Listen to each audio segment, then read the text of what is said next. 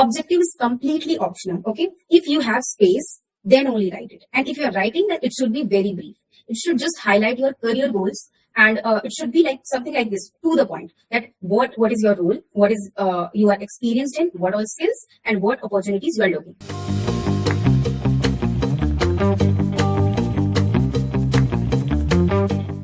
If I talk about me, so I'm Priyansha. I'm currently working as a software engineer at Microsoft.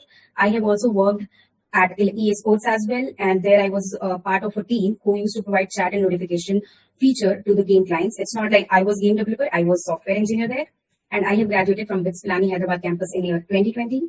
So apart from my work, I also love teaching students, mentoring students, guiding them throughout their preparation journey, because like I have been there, I have faced challenges as well. So I love to help students who are also in that phase. Okay, so that is the reason of my presence on Preplaced. Now, what are the basic component of resume? So as we all would be knowing, headers, objective, education, work experience, skill, academic project, and award and achievers. There are few more sections, but generally those are optional. Here also, like few fields are optional, like objective, right? In the header, how we should write header. So in the header, there will be a name which is a slightly bold, okay, and slightly bigger as compared to other things. And other things are email address, phone number, LinkedIn profile, and also city along with the country name. Right? So these should be at the top on the middle of your resume on the top, and also try to add them correct in the correct formatting. So what the resume template that I would be providing, that has correct formatting. So you can take the reference from there. Okay.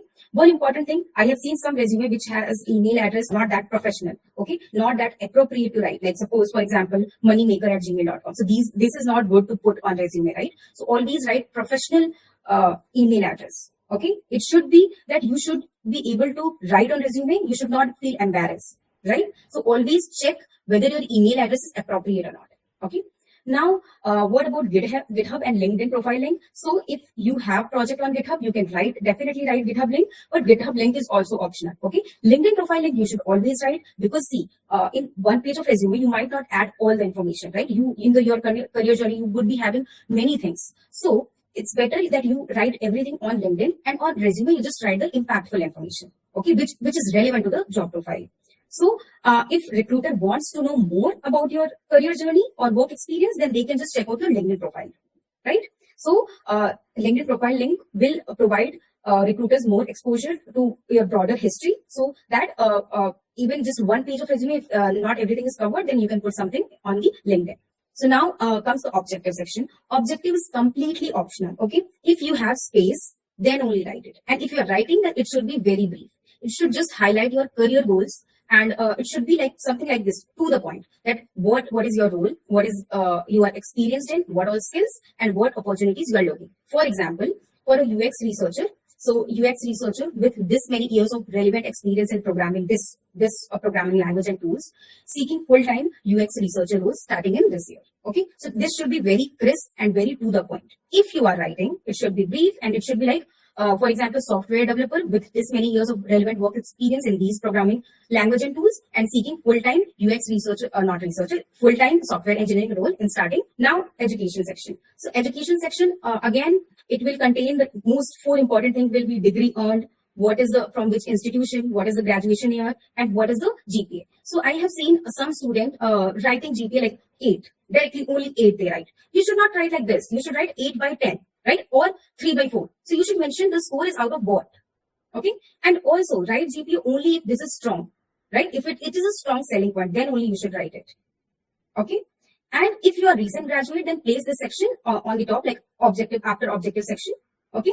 And also freshers can write the relevant course framework like BSA, OS as well. Okay. About the formatting. So yeah, the resume template that I will be sharing at the end of the session, that will have all the information, like what is the, how you should format, how you should be writing these 4. Okay. So now comes the skill section, created subsection like programming language tool, which helps to improve the readability. Like what is your programming language, right? Like that. So it's always one more important thing when you are writing skill, that it should be very relevant to the job profile you are applying for. If you're writing ML skill and applying for SD roles, that is not good, right? So it should be relevant to whatever job that you are applying for. Apart from that, I have seen some students writing proficient with or familiar with, or sometimes they also write beginner level in this particular skill. No need of writing like that, because see, again, I'm saying the same thing, that resume, you have only single page resume. You can't write too many information or too less information, or some, I would say, not necessary information, right? Beginner level, it's fine. You don't need to write it. Instead of that, you just order your skill from high to low proficiency, from left to right. Hope this is clear. So now comes work experience. Okay.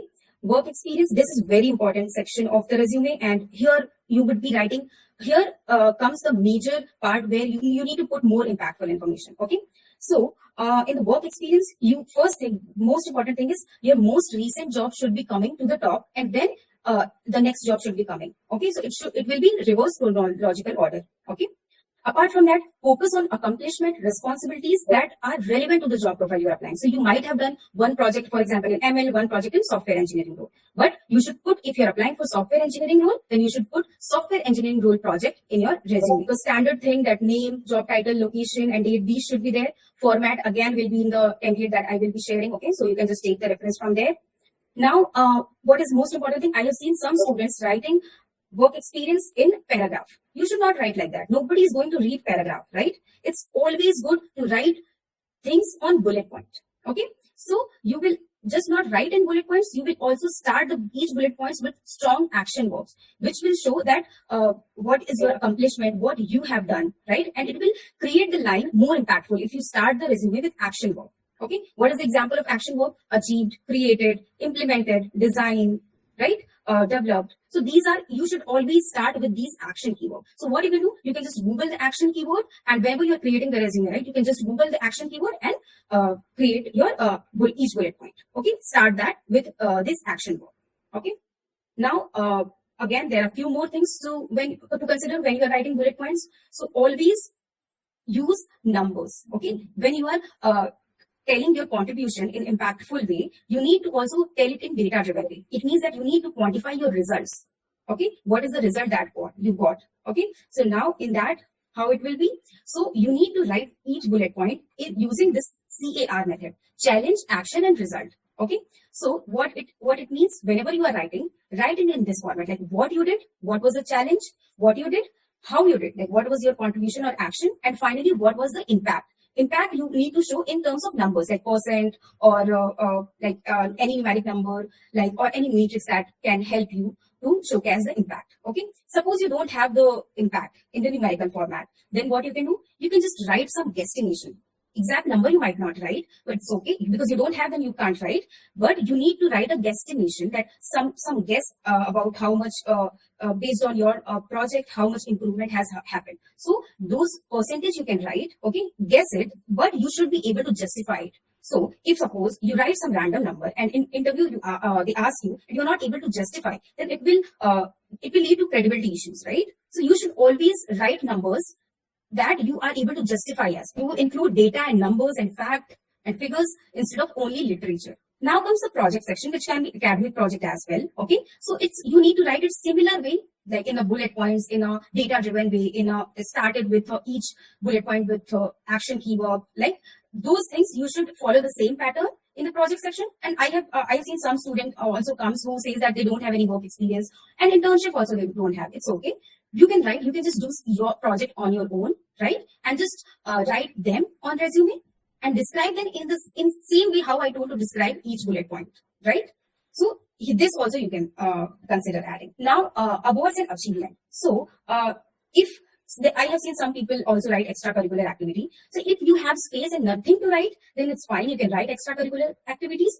Else, I would suggest that always try to add technical achievement in place of extracurricular activity, because technical achievements are more relevant to the jobs you are applying, right? So you should always try to add technical achievement. Okay, and if you don't have, then it's fine. You can just write extracurricular activity also.